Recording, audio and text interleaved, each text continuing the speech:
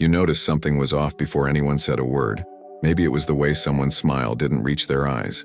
Maybe it was a shift in tone, barely detectable, the kind of thing most people would walk right past. But you didn't. You never do. And here's what nobody tells you about that. It costs something. Not just attention, not just energy. It changes how safe a room feels, how easily you trust what people say, and how often your mind lets a moment simply be a moment. Every room you walk into, your mind is already working, scanning, connecting, running quiet calculations you never asked for and can't turn off. While other people are simply living a moment, you're somewhere else, processing it, dissecting it, storing it for a 2 a.m. analysis session you never scheduled. People like to call it a gift, and maybe it is, but gifts can become burdens when you don't understand what they're quietly doing to you underneath. This video isn't about how smart you are. It's about what that kind of mind slowly builds inside you. Patterns, pressure, distance, without your permission. Because the real danger of a mind that sees too much isn't what it misses. It's what happens when it never stops seeing. Stay with this. What comes next will feel uncomfortably familiar. You walk into a conversation and already know how it ends. Not because you're psychic, because you've trained yourself, without realizing it, to read everything. The pause before someone answers. The word they chose instead of the one they almost said. The way a person laughs just a half second too late. Most people experience life on the surface. They hear the words. They take them at face value and move on. But an analytical mind doesn't work that way. It goes deeper automatically, like a reflex you never developed. It was just always there. You notice micro-expressions that last less than a second. You detect tension in a room before a single voice is raised. You see the contradiction between what someone says and how their body holds itself when they say it. And what's strange, what's almost unsettling, is that you're not even trying. This is pattern recognition operating at a level most people never reach. And it sounds impressive, until you realize what it actually means to live inside it. Because here's what the awareness gap really is. It's the growing distance between what you perceive and what everyone else seems to notice. You're standing in the same room, looking at the same people, having a fundamentally different experience of reality. Not better, not worse, just separate. You notice things in real time that most people only recognize later, if they recognize them at all. And the strange part is that nothing outwardly changes. The room is the same. The conversation is the same. The people are the same. But your experience of it isn't. You watch situations unfold exactly the way you knew they would, and there's no satisfaction in that. Just a quiet, heavy kind of exhaustion. Seeing more doesn't make life easier. It makes it lonelier. And the sharpest part? You can't unknow what you know. You can't unsee the patterns once your mind has learned to find them everywhere. That awareness doesn't rest, and neither do you. There's a version of rest that you've never quite reached. You lie down and your mind keeps moving.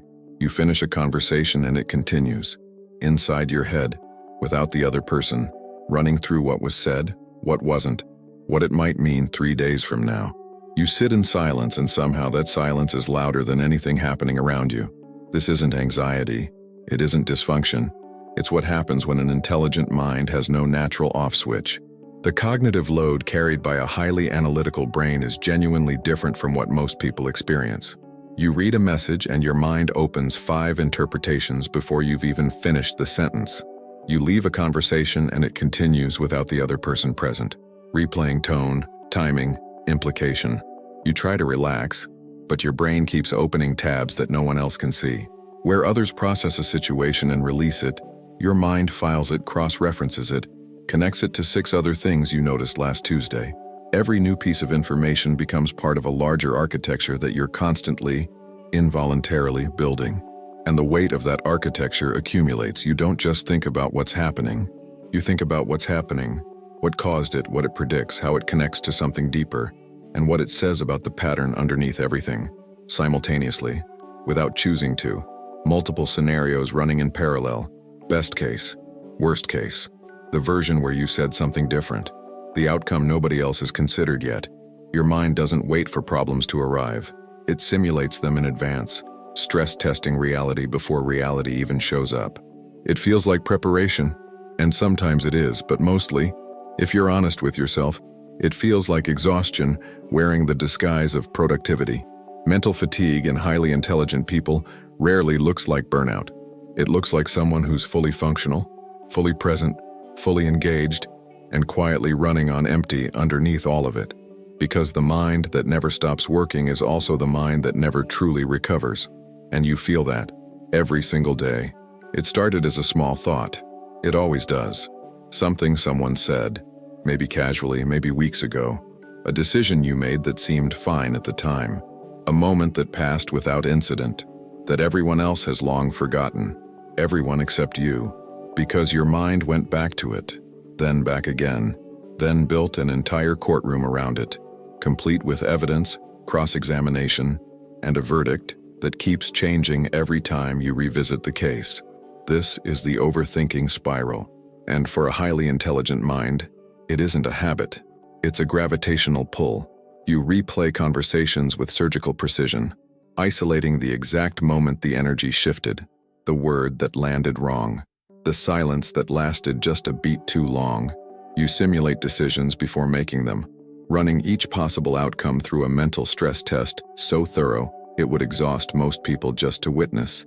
You imagine scenarios that haven't happened yet with such vivid detail that your nervous system responds as though they already have. And here's the cruel irony buried inside all of it. The same cognitive ability that makes you perceptive, strategic, and deeply self-aware is the exact mechanism driving you in circles. Your intelligence doesn't protect you from the spiral, it fuels it.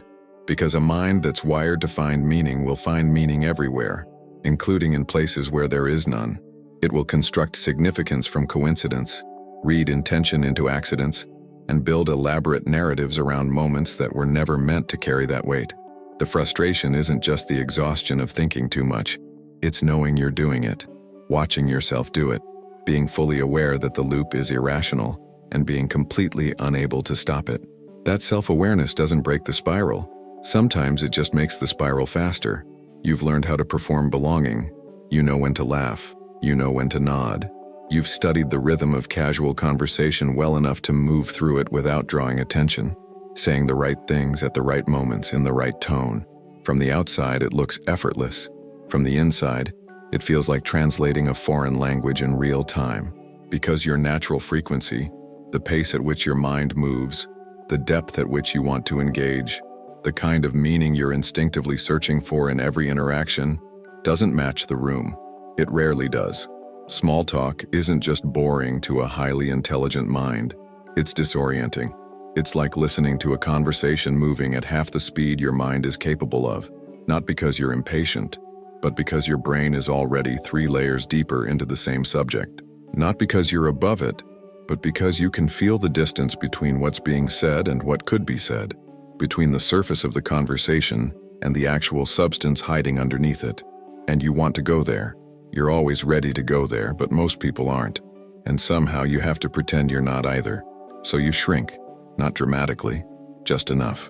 You edit yourself in real time, pulling back the observation that would make things awkward, swallowing the question that goes too deep, dimming something that feels natural to you because the room isn't built for it. And the loneliness that comes from that isn't loud. It doesn't announce itself. It's the quiet kind. The kind that sits with you in a crowded space surrounded by people who seem perfectly content, while you're standing just slightly outside of it all, wondering why connection feels like something that happens to other people more naturally than it ever seems to happen to you. You don't feel superior. You feel misaligned, and that misalignment follows you everywhere. There's a question underneath every answer you've ever received. You can't help it. The moment something is explained, your mind is already pulling at the thread beneath the explanation, asking what causes the cause, what connects this to that, what the deeper structure looks like if you keep going. Most people arrive at an answer and stop. You arrive at an answer and it immediately becomes the next question. This is the curiosity engine, and it never idles. It's what made you read things nobody assigned you. You open a question, and suddenly 3 hours are gone. One article becomes 6. 6 become a thread that leads you into subjects no one around you even knew were connected. You weren't trying to be productive. You were trying to understand. And there's something genuinely beautiful about that. But beauty and burden have a way of occupying the same space. Because a mind driven by relentless curiosity is also a mind that struggles to feel finished, completed, settled. There's always another layer to explore, another angle that hasn't been examined, another connection waiting to be made between two things nobody else thought to put together. Rest feels like interruption. Stillness feels like something important is being missed. The search for meaning becomes its own kind of restlessness. You don't just want to understand the world intellectually. You want to understand why things matter, what they point toward, what it all ultimately means. And that question doesn't have a final answer, which means the engine keeps running, keeps searching, keeps pulling you forward into territory that expands faster than you can map it. Curiosity at this depth isn't just a trait. It's a hunger that knows no satisfying last bite. Most people move through life without watching themselves do it. They act, react, speak, decide, and then simply continue forward. The moment passes and they pass with it, unbothered by what it revealed, uninterested in what it might mean. There's a freedom in that, a lightness you've probably observed in others and quietly wondered what it feels like. Because your mind doesn't grant you that kind of passage. Every reaction you have gets examined. Every emotion that surfaces becomes a subject of immediate internal inquiry.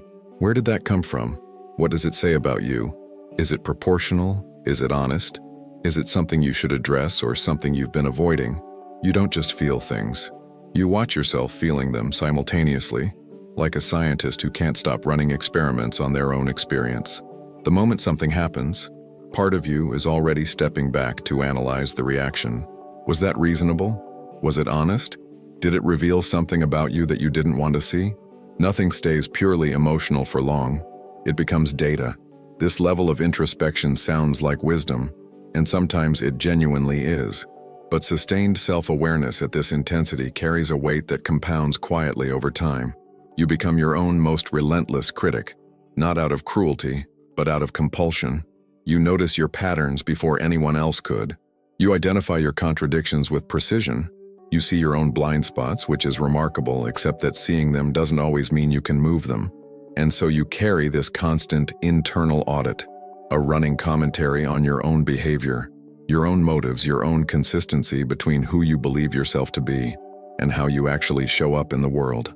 The gap between those two things, who you are and who you think you should be, becomes a space you live inside permanently, not with self-hatred, with something quieter and more persistent than that, a kind of exhausted hypervigilance directed entirely inward.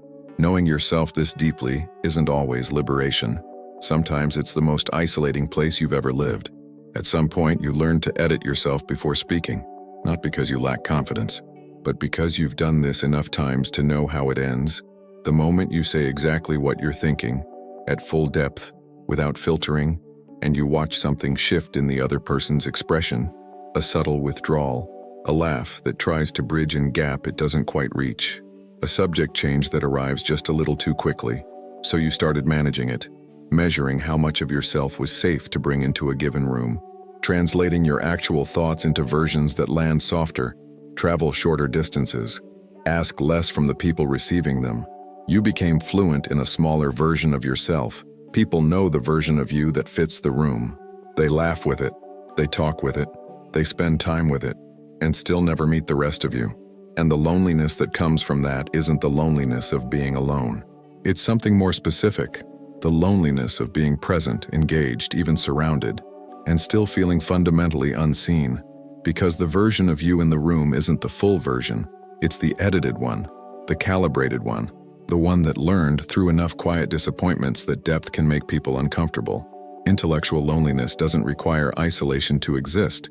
It lives inside connection, inside conversations that stay shallow not because people are unkind, but because the frequency you operate on simply isn't shared. And what makes it heavier is this: you understand exactly why it happens. Your analytical mind has already mapped the dynamic, identified the gap, explained the mechanism to yourself with painful clarity. Understanding it doesn't dissolve it. You can see the bridge and still feel the distance. There's a particular kind of melancholy that belongs exclusively to people who perceive deeply, the quiet grief of moving through a world that rarely meets you where you actually are, seeing everything, fully known by almost no one. Everything described so far has a breaking point, and this is it. Because awareness, overload, overthinking, misalignment, restless curiosity, self-scrutiny, loneliness, none of these are dangerous in isolation. They're uncomfortable. They're exhausting. but they're manageable at least for a while. The real danger isn't any single one of them. It's what happens when they compound, quietly, over years. The first thing that shifts is trust, not in others, in yourself. When your mind has run enough simulations that all ended in disappointment, when you've anticipated enough outcomes that proved you right about how fragile things are, a slow cynicism begins to calcify underneath your thinking. Not the loud kind, the architectural kind, the kind that quietly restructures what you believe is possible before you've even consciously decided anything. Then comes the withdrawal, gradual, almost invisible. You stop bringing your full self into rooms because the return on that vulnerability stopped feeling worth the cost. You engage, but from a careful distance, present enough to function, far enough to stay protected. And then, the most dangerous shift of all, the analytical paralysis. When a mind that sees everything, anticipates everything, and has been disappointed enough times simply stops committing to decisions, to people, to possibilities, not from laziness, from a deep accumulated exhaustion that has learned to disguise itself as rationality. This is where intellectual loneliness becomes emotional disconnection, where deep thinking becomes a wall instead of a window, where the very intelligence that made you remarkable begins turning inward with nowhere left to go, feeding on itself, isolating itself, mistaking its own conclusions for the whole truth. The hidden danger of an intelligent mind isn't ignorance. It's the quiet moment when curiosity turns into hesitation, when perception turns into distance, when thinking deeply starts replacing actually living. It's the slow, sophisticated construction of a prison built entirely from your own perception. And the cruelest part? It looks from the inside exactly like clarity. You were never the problem. The way your mind works, the depth, the intensity, the relentless perception, that was never a flaw waiting to be corrected. It was never too much. It was simply never properly understood, not by the people around you, and maybe, until right now, not fully by you either. The danger was never the intelligence itself. It was carrying it without a map. A mind like yours was never meant to live in isolation from the world it understands so well. It was meant to move through it with clarity, not hide from it. Seeing everything and believing that meant you had to carry everything, thinking deeply and confusing that with thinking alone, perceiving the world at this frequency and concluding, somewhere along the way, that the distance it created was permanent. It isn't. What changes everything isn't thinking less. It's learning to live alongside the way you think, with intention, with self-compassion, with the quiet courage to stop shrinking yourself for rooms that were never built to hold you. You don't need to be fixed. You need to be understood. And that starts with understanding yourself, not as someone broken by their own mind, but as someone finally ready to stop being a stranger to it. If this felt uncomfortably familiar, it means you're not the only one living inside a mind like this. And if someone came to mind while you were listening, someone who thinks this way too, send this to them, because some minds spend years believing they're alone in experiences like this. They aren't.